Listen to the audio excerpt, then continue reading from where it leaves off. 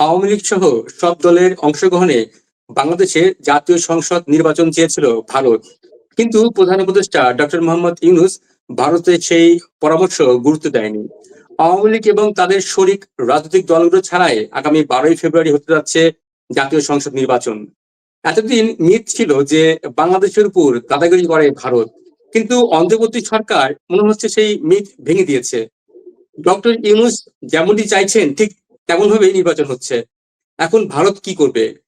পদ্মার আড়ালে কি কিছু ঘটছে?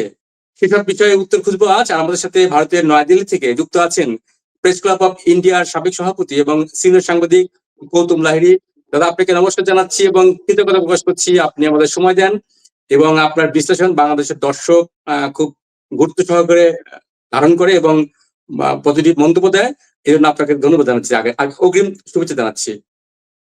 ধন্যবাদ। দাদা, এখন তো আর কয়েকদিন সময় মাত্র, তারপরে বাংলাদেশের ত্রয়োদশ জাতীয় সংসদ নির্বাচন। আমি আমি শুরুতে যেটি বলছিলাম যে ভারত সব দলের অংশগ্রহণে নির্বাচন চেয়েছিল, কিন্তু সেটি আসলে অন্তর্বর্তী সরকার গুরুত্ব দেয়নি। আওয়ামী লীগ ছাড়া এবং তাদের জোট ছাড়া এবার নির্বাচন হচ্ছে। ভারতের এখন প্রতিক্রিয়া কি হবে সামনের দিনগুলোতে? দেখো, প্রতিটা পরিকল্পনার একটাই মাত্র দিক থাকে না। অর্থাৎ প্ল্যানের ABC 3টে অল্টারনেটিভ মানে বিকল্প প্ল্যান থাকে। যদি দেখা যায় যে এটা এখন জোর করে তো ইউনূসকে বাধ্য করা যাবে না। ফলে সেক্ষেত্রে ইউনূস তার মতো করে একটা নির্বাচন অনুষ্ঠিত করছেন। তার ভবিষ্যৎ কি সেটা আমি এখনো জানি না। তার তো থাকার কথা নয় 12 ফেব্রুয়ারির পর। তো আমি অবশ্য বিশ্বাস করি না তিনি সহজে যাচ্ছেন। আ এত সহজে যাবেন বলেও মনে হয় না। সেটা পরের কথা। সেটা বাংলাদেশের মানুষ দেখবে। এখন যদি ধরা যাক যে ইনক্লুসিভ নির্বাচনের যে কথাটা বলা হয়েছিল সেটা তো হলো না। হলো না অর্থে আওয়ামী লীগকে পার্টিসিপেট করতে দেওয়া হলো না। তাহলে বিকল্পটা কি? আওয়ামী লীগের তো একটা ভোট আছে। আওয়ামী লীগের নেতা-কর্মীরা বহু লোক, যত লোক পালিয়ে আছেন তার থেকে আমি বলব তার চতুর্গুণ লোক কিন্তু বাংলাদেশে আছে। পালিয়ে আছেন সংখ্যাটা খুব বেশি নয়। খুব বেশি হলে আপনি যদি বলতে পারেন যে তুমি বলতে পারো যে আমি খুব চেষ্টা করে দেখেছি ১,০০০ ম্যাক্সিমাম, তার বেশি নয়। ১,০০০ পরে তো আওয়ামী লীগের ভোট তো আছে ৩৫-৪০%। সেই ভোটাররা তো আছে। এখন আওয়ামী লীগের যারা অধিকাংশ এমপি জেলে আছে, এটা ঠিকই। ১০০ র উপর এমপি জেলে আছে। বাকিরা ৬০ এর উপরে হয়তো এখানে ভারতে আছেন, তারপরে বাকিটা বিদেশে আছেন। সব মিলিয়ে এমন কিছু সংখ্যক লোক কিন্তু বিদেশে নেই। দেশে আছেন কিন্তু বহু মানুষ আওয়ামী লীগের। এটা যেন ভুলে না যাই। তারা কি করবেন? এখন তারা যেটা করবেন, যদি নিতান্তই যদি তাদেরকে ভোটাধিকার প্রয়োগ করতে, মানে ভোটাধিকার হয়তো প্রয়োগ করবেন, কিন্তু ভোটে অংশগ্রহণ করতে যদি না দেওয়া হয়, তাদেরকে বেছে নিতে হবে এলাকা ভিত্তিক যে কাদের তাতে কিসে তারা স্বাভাবিক বা নিরাপদ থাকতে পারে। ধরো গোপালগঞ্জে যিনি প্রতিদ্বন্দ্বিতা করছেন, তিনি তো ওখানে তো ১০,০০০ এর বেশি ভোটই ছিল না বিএনপির। তাহলে তিনি কি করে জিতবেন? তিনি জিতবেন আওয়ামী লীগের ভোটে। আবার একইভাবে চট্টগ্রামে যারা আছে, যেখানে জামায়াতের লোকেরা আছে, সেখানে হয়তো দেখা যাবে আওয়ামী লীগপন্থী লোক জামায়াতের কাছে ভোট দিচ্ছেন। একটা মিশ্র ভোট, কিন্তু আওয়ামী লীগের যারা ভোটাররা, যারা, কারণ অনেকে আছে যারা ভোট দেবেন না। কিন্তু অনেকে আছেন যাদের ভোট না দিলে সেই এলাকায় থাকা তাদের পক্ষে মুশকিল হয়ে যাবে। তারা ভোট দিতে যাবেন। ভোট তারা অবশ্যই দেবেন এবং ভোট দিলে তারা না ভোটের পক্ষেই ভোট দেবেন। আর অন্য পছন্দের প্রার্থীকে ভোট দিতে পারেন। যে তাদেরকে আস মানে কোনো, আমি বলব যে এটা ভরসা দিয়েছে যে তাদের সেখানে থাকতে বা জীবন জীবিকা নির্বাহ করতে অসুবিধা হবে না। সেটা কিন্তু বিএনপি জামায়াত দুজনেই বলছে। দুজনের মধ্যে কিন্তু টানাপোড়েন চলছে। কে আওয়ামী লীগের সমর্থন বেশি পেতে পারে? সমর্থকদের। এবং ২ টি জিনিস কিন্তু এই নির্বাচনে এখন স্পষ্ট হয়ে গেছে ভোট যত এগিয়ে এসছে। বিপ্লব-টিপ্লব যা কিছু হয়েছে ওসব ফালতু কথা, ছেড়ে দাও। ও নিয়ে মাথা ঘামিয়ে কোনো লাভ নেই। যারা বিপ্লব করেছে তাদের কোনো অস্তিত্বই নেই। বিএনপি বা জামায়াত, এদের মধ্যে তারা দুপক্ষই কিন্তু এখন দাবি করছেন এক, তারা আওয়ামী লীগকে সসম্মানে প্রতিষ্ঠিত করার বা তাদের সসম্মানে জায়গা দেওয়াটা চেষ্টা করবেন। এবং আ আরেকটা জিনিসও হচ্ছে যে সেটা হচ্ছে যে আমার কাছে যেটা মনে হয়েছে, যেমন বিএনপি চাইছে, বহু জায়গায় তো আমি খবরও পাচ্ছি যে আওয়ামী লীগের লোকেরা মিছিল করছেন। তারা বিএনপির পক্ষে ভোটও দিতে বলছেন। আবার কোনো জায়গায় হয়তো জামায়াতের পক্ষেও হয়তো বলছেন। আর ভারতের পরিকল্পনা কি? ভারতের পরিকল্পনা হচ্ছে যদি জুলাই বিপ্লবের নামে যে ঘটনাটা ঘটেছিল, যে সমস্ত তথাকথিত শিবির এবং অন্যান্য লোকেরা যে আওয়ামী লীগ বা অন্যত্র ঢুকে বসেছিল, এখন ভারত সেই ধরনের একটা অনুকরণ করতে পারে, একই ধরনের অনুক্রমণ। বিপ্লবের একটা প্রতিবিপ্লব আছে। আমি এটা তোমাকে নিশ্চিতভাবে বলতে পারি, যে সরকারই আসুক, সেই সরকার স্থায়ী নয়। সেই সরকার, ভারত অপেক্ষা করে আছে আরেকটা মধ্যবর্তী নির্বাচনের জন্য। এবং এই মধ্যবর্তী নির্বাচন বিএনপির পক্ষে দেওয়া, বিএনপি যদি যেতে দেওয়া সম্ভব, জামায়াত দিতে দেবেন কিনা আমি জানি না। কিন্তু জামায়াত যদি ক্ষমতায় আসে, তাহলে সেক্ষেত্রে বিএনপি আওয়ামী লীগের এখন থেকে যে প্রক্রিয়া শুরু হয়েছে সেটা হলো বৃহত্তর আকার ধারণ করতে পারে। সেই সময়টা যদি কোনো সহিংসতা ঘটে, সেক্ষেত্রে ভারত সরাসরি হস্তক্ষেপ করতে পারে। তৃতীয়ত আচ্ছা। আমার যেটা মনে হয়, যেটা আমার কাছে খুব স্বাভাবিক একটা পরিণতি বলে মনে হয়। এখন ধরা যাক কোনো কারণে জামায়াত ক্ষমতায় চলে এলো, এরকম যদি ঘটনা ঘটে, সেক্ষেত্রে কি করা হবে? কিছু করার নেই। তো যাতে বিএনপি এবং আওয়ামী লীগকে এক জায়গায় নিয়ে আসার একটা মঞ্চ, অর্থাৎ প্ল্যান সি। ফলে plan A, plan B, plan C. Plan A তুমি যদি বলো, প্ল্যান এ এখন কোনো ব্যর্থ। যে আওয়ামী লীগ অংশগ্রহণ করতে পারছে না। প্ল্যান বি, সি এখন আমরা দেখিনি কি ঘটতে চলেছে। ভারত চাইবে তার নিরাপত্তার স্বার্থে যে প্রস্তুতি নেওয়া হোক, যে ধরনেরই ব্যবস্থা করা হোক, সেটা ভারত কিন্তু করবে আরকি। এ বিষয়ে কিন্তু কোনো সন্দেহ কিছু নেই, এবং আমার নিজের ধারণা যে অদূর ভবিষ্যতে আমি যেটা বলতে পারি, একটা কঠিন শব্দ, যে ৫ই আগস্টের সময় যে হিংসা বাংলাদেশ দেখেছে, নির্বাচনের পরে আমাদের গোয়েন্দাদের রিপোর্ট অনুসারে আরো ভয়ংকর হিংসাত্মক ঘটনা ঘটতে চলেছে বাংলাদেশে। যেটার আভাস আমেরিকান দূতাবাসের অ্যাডভাইসারিতে দেওয়া। আ মানে আপনি বলতে চাইছেন যে ৫ই আগস্টের সময় যে ভয়াবহতা হয়েছিল তার চেয়েও ভয়াবহ হবে পরিস্থিতি। আ এবং সেই তথ্য আছে। এই প্রসঙ্গে হয়তো আরেকটু তথ্য আপনার কাছে জানতে চাইবো। কিন্তু তার আগে যেহেতু আপনি মধ্যবর্তী নির্বাচনের কথাটা বললেন, সেজন্য একটি প্রশ্ন করতেই চাই আপনাকে যে, এই যে আ আওয়ামী লীগ এবং বিএনপির মধ্যে কি এই বিষয়গুলো সমঝোতা হয়েছে ভারতের মধ্যস্থতায়? যার কারণে আপনি এই ইঙ্গিত দিতে পারছেন? না, দুপক্ষই চেষ্টা করছে আওয়ামী লীগের সঙ্গে সমঝোতায়। আমি যতদূর জানি, গতকাল শেখ হাসিনা যেটা আওয়ামী লীগের নেতাদের একটা টেলিগ্রামের মাধ্যমে ভাষণ দিয়েছেন, সেখানে কিন্তু স্পষ্ট ভাষায় তিনি ভোট বয়কটের কথা বলেছেন ঠিকই। কিন্তু এটা ঘটনা যে ভোট বয়কট হলেও আ যারা ভোট বয়কট করবেন, করবেন। কিন্তু তিনি এমন কোনো এরকম যারা উপস্থিত ছিলেন তাদের আভাস ইঙ্গিত হচ্ছে যে সেরকম কোনো সুনির্দিষ্ট কিছু করেননি। কোনো বার্তা দেননি। যার ফলে কেউ যদি যারা বিএনপিকে জেতাতে চান, তাহলে বিএনপিকে জেতাবেন, এবং বিএনপির ক্ষেত্রে সবচেয়ে এটা ঘটনা, আওয়ামী লীগের নেতাদের, আমার নিজের ধারণা, এ ধরনের নিশ্চয়ই একটা অলিখিত কোনো চুক্তি হয়েছে, যেটা তারেকের কথা থেকে স্পষ্ট। তিনি কোনো দলকে নিষিদ্ধ করার পক্ষপাতী নন। ফলে আগামী দিনে যখন কোনো পরিস্থিতি তৈরি হবে, আ কারণ বাংলাদেশে একটা প্রধান বিরোধী দল যদি নির্বাচনে অংশগ্রহণ না করে, তাতে যেই জিতে আসুক সেই সরকার টিকবে না বেশি। ফলে এই সরকারটা ১২ই ফেব্রুয়ারির পরে যদি কোনো সরকার হয়, সেই সরকারটা অস্থায়ী একটা সরকার। কেয়ারটেকার নয়, কিন্তু একটা অস্থায়ী সরকার। কিন্তু এখানে একজন বড় আচ্ছা, প্লেয়ার আছে। বড় প্লেয়ার ২ জন আছে। বড় প্লেয়ার হচ্ছে এক জামায়াত, আরেকজন হচ্ছেন ইউনূস। আচ্ছা, ইউনূস অতি সহজে তার যে চমৎকার ক্ষমতা অর্জন করছেন, চুক্তির পর চুক্তি করে যাচ্ছেন। বাংলাদেশের গোটা রাজনৈতিক দল মানুষকে প্রায় বুড়ো আঙুল দেখিয়ে একের পর এক চুক্তি করে যাচ্ছেন। তিনি মনে করেছেন ওরা সব মূর্খ লোক, কতগুলো বসে আছে প্রধানমন্ত্রী হওয়ার জন্য, ওদের উপর যা খুশি তাই করা যায়। তিনি আমেরিকার সঙ্গে চুক্তি করছেন, জাপানের সঙ্গে চুক্তি করছেন, আরো কি করবেন ভাবছেন। চট্টগ্রামটা দেওয়ার কথা স্বাভাবিকভাবে স্থগিত করেছেন। স্থগিত করলে কি হবে? স্থগিত করাটাও হয়নি কিন্তু। সাময়িক স্থগিত হয়েছে। কিন্তু যে নেতা আন্দোলন করছেন, যে নেতাকে গ্রেপ্তার করা হয়েছে। ফলে ইউনূস এখানে একটা বড় প্লেয়ার। সে বিষয়ে কোনো অস্বীকার করার কিছু নেই।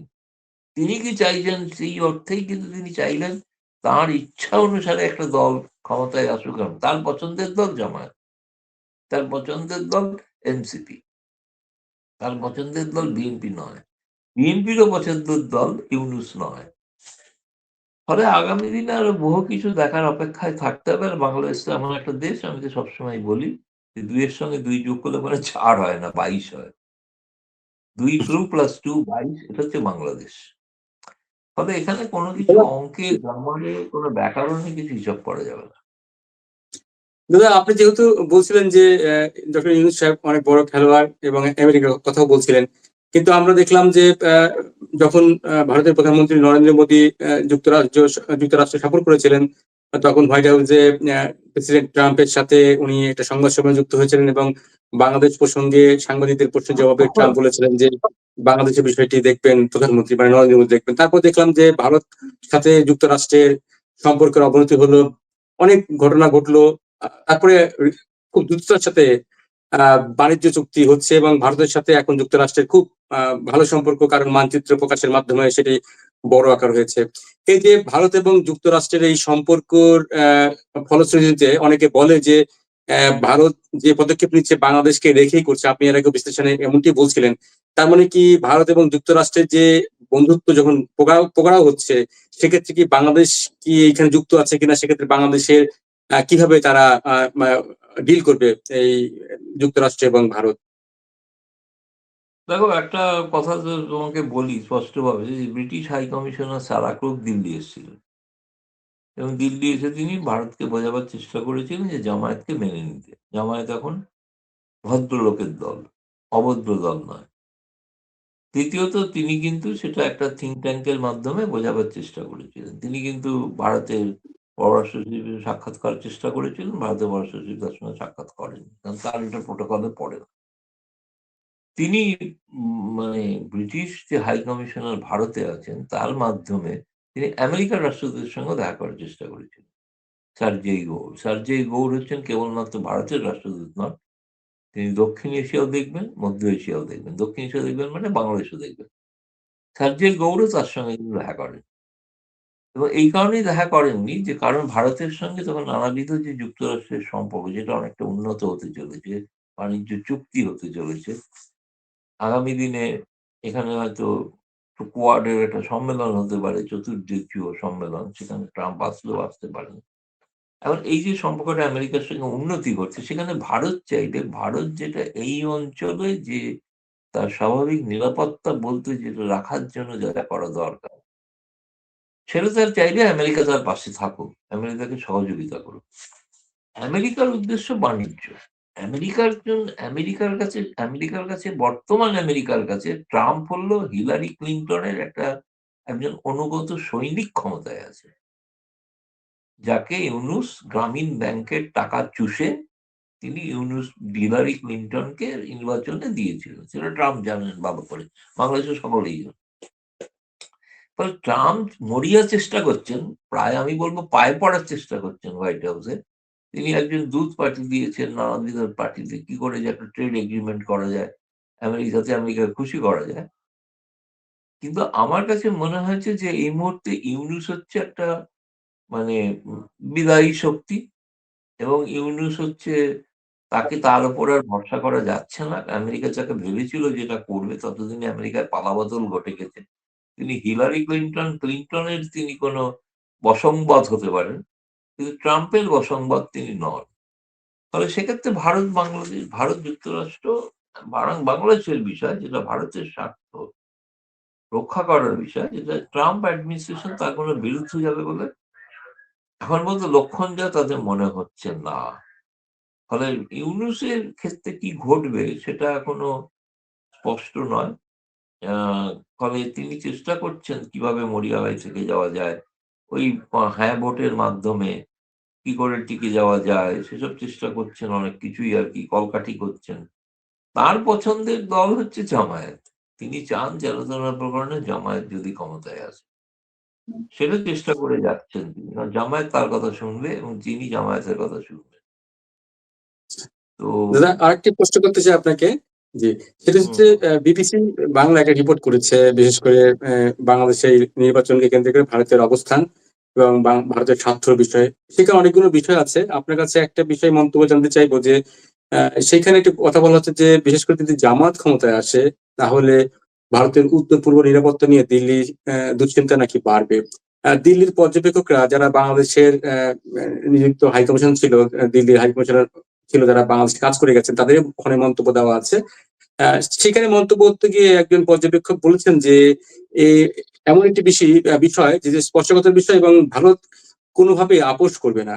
যদি সত্যি সত্যি বাংলাদেশের মানুষ যদি জামাতকে ভোট দেয়, ভারত কি এটা অস্বীকার করতে পারবে? ভারত তাদের সাথে কাজ করতেই হবে, নাকি কি করতে পারবে ভারত তখন? না, ভারত তখন চাইবে আর কি পেছন থেকে ২০০৭ বা ৮ যেটা করেছিল আওয়ামী লীগ বিএনপিকে আরো কাছাকাছি আনতে এবং বোঝাবার চেষ্টা করবে যে আপনাদের নিজেদের স্বার্থে আপনারা জঙ্গিবাদের বিরুদ্ধে যদি হন, তাহলে দুজনে কাছাকাছি আসুন। কাছাকাছি এসে এদেরকে উৎখাত করুন। তুমি যেটা বলছিলে না যে উত্তর-পূর্ব ভারত বা ইত্যাদি জামায়াতের জন্য বিপন্ন হতে পারে। কিন্তু ২০০১ থেকে ৬ তে যখন ক্ষমতায় ছিল তখনও তো ভারত বিপন্ন হয়েছিল। তাই না? এখন ভারত সেই বারবার যেটা বার্তা দিয়েছে বিএনপিকে যে আমরা সেই অতীতটা ভুলে যেতে চাই। ভুলে চাইছি এই কারণেই যে আমরা চাই নতুনভাবে লেখা হোক ইতিহাস এবং তারা কিন্তু বারবার বলেছেন যে দেখো যে খালেদা জিয়া যেভাবে ভারতের সঙ্গে সম্পর্ক উন্নত করার চেষ্টা করেছিলেন, সেই রকম ভাবে যেন তারেক রহমান করেন। ভারতের সঙ্গে সম্পর্ক উন্নয়নের জন্য খালেদা জিয়া কতটা কি চেষ্টা করেছিলেন সেটা বিচার্য বিষয়। সেটা পর্যালোচনা করার প্রয়োজন আছে। তিনি ক্ষমতায় থাকাকালীন উত্তর-পূর্বে ১০ ট্রাক অস্ত্রাগার, অস্ত্র ধরা পড়েছিল। তিনি ক্ষমতায় থাকাকালীন পরবর্তীকালে প্রণব মুখার্জিকে বয়কট করেছিলেন। সেগুলো সবই আমরা দেখেছি। তারপরেও কিন্তু ভারত এক ধরনের বন্ধুত্বের হাত বাড়িয়েছে বিএনপির সঙ্গে। ভারতে অবশ্যই বোঝা যায় আওয়ামী লীগের পরে বিএনপি ২য় পছন্দ। জামায়াত পছন্দ কিনা এটা বলা খুব মুশকিল। জামায়াত পছন্দ না। কি করবে মানে কিছু করার তো কিছু নেই। কোথাও যে বাংলাদেশের মানুষ যদি কোনো একটা জঙ্গি সংগঠনকে জিতিয়ে দেয় ভোটের মাধ্যমে, তো সেখানে ভারতের করার কি আছে? কিচ্ছু করার নেই। তালিবান যে ক্ষমতায় দেখো, তালিবান কি ভোটে জিতে ক্ষমতায় এসছে নাকি? তালিবান জামায়াত তো কমসে কম ভোটে জিতে আসতে পারে ক্ষমতায়। মেকানিজম করে হোক, যেভাবেই হোক। তো তালিবানকে সঙ্গেও যদি ভারত সম্পর্ক রাখতে পারে, রাজনীতিতে সবই সম্ভব। রাজনীতিতে আসলে কূটনীতিতে মানে কেউ শত্রু নয়, কেউ বন্ধু নয়। বরং আমি তো বলব যে মুজিবুর রহমানের সেই সত্যটা আসলে সকলেই মেনে চলেন। যে কারোর প্রতি শত্রুতা নয়, সকলের সঙ্গেই বন্ধুত্ব। এই জি। কথাটা তো এখন দেখা যাচ্ছে যে জামায়াতই হোক আর যেই হোক তারা যদি আসেন ক্ষমতায় এবং বাংলাদেশের মানুষের ভোটে যদি আসে, সেক্ষেত্রে তো ভারতের কিছু করণীয় থাকবে না। করণীয় নেই। ভারতের ক্ষেত্রে অস্বস্তি হতে পারে। নানা রকম আচ্ছা। অসুবিধা হতে পারে। কিন্তু জামায়াতের দিক থেকেও কিন্তু আমি বলব যে একটা ক্রমাগত মেসেজ দেওয়া হচ্ছে যে তারা কিন্তু ভারতের সঙ্গে সুসম্পর্ক রাখতে চান। একদম। জি। দাদা, মেসেজটা কন্টিনিউয়াস জামাতের প্রসঙ্গটা বলছে। জামাতের প্রসঙ্গটা আসলো এই যেহেতু সঙ্গে আমি একটা কথাই বলি, শেষ কথা বলি। সৌভাগ্যের বিষয় নির্বাচনের মুখে ভারত বিরোধীরা আর কোনো অস্ত্র নয়। কারণ ভারতের সঙ্গে বন্ধুত্ব কে কতটা করবেন সেই প্রতিযোগিতা চলছে বিএনপি এবং জামায়াতের। একদম একদম ঠিক বলেছেন দাদা। আমরা যদি ধরেন আপনার ২ টার্ম আগে নির্বাচনের যদি প্রচারণা দেখি, ধরেন সেক্ষেত্রে জামাত, বিএনপি, আওয়ামী লীগ সহ যেগুলো দেখেছি, বিশেষ করে ২ টি ইস্যু খুব গুরুত্বপূর্ণ ছিল। একটা ছিল ভারত বিরোধিতা এবং দ্বিতীয়টি ছিল সংখ্যালঘু ইস্যু। আমরা দেখেছি যে বিএনপির পক্ষ থেকে বলা হয়েছিল যে আওয়ামী লীগ ক্ষমতায় আসলে মসজিদে উলুধ্বনি শোনা যাবে, আহ বাংলাদেশ ভারত হয়ে যাবে। আহ, এই যে ধরেন বাংলাদেশের রাজনীতিতে, ভোটের রাজনীতিতে কিন্তু বাংলাদেশের মানুষ এটি দেখে অভ্যস্ত।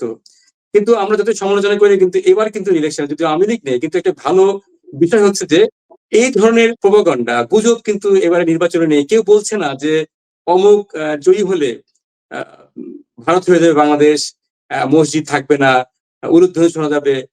এইটা কিন্তু সংখ্যালঘুরা আরো বিপন্ন হবে। এটা কিন্তু এখন আর নেই। এই ভারত বিরোধিতা, বিশেষ করে সংখ্যালঘু ইস্যুটা কিন্তু এখন আর নেই।